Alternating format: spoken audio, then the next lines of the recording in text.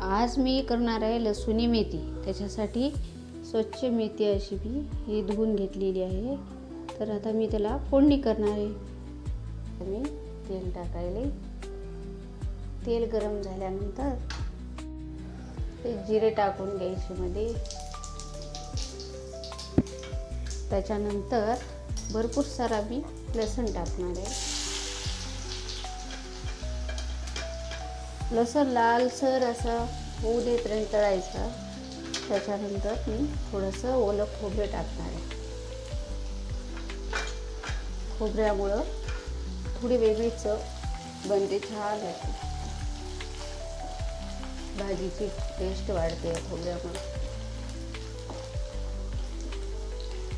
आता याच्यामध्ये मी जाडसर अशी हिरवी मिरची टाकणार आहे।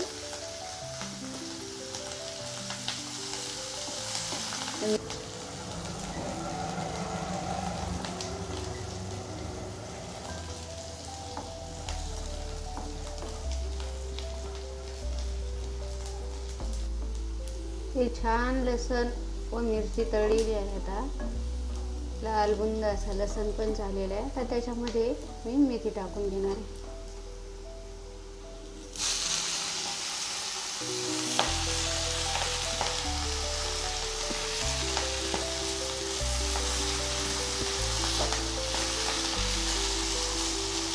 तर ही मेथी परतवून घेतल्यानंतर कमी होऊन जाते, त्याच्यानंतर पण त्याच्यामध्ये मीठ टाकायचं।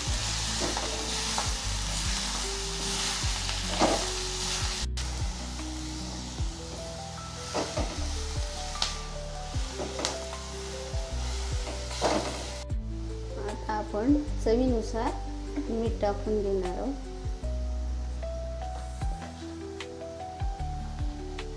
व त्याला छान असं परतवून द्यायचं। मेथीच्या भाजीला चटणी मीठ बरोबर झालं व्यवस्थित की खूप छान होते, बाकी काही लागत नाही।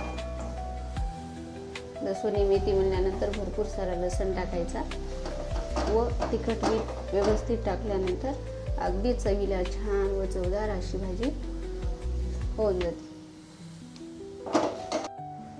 आता ही आपली भाजी अशी छान चविष्ट अगदी खमंग झालेली आहे।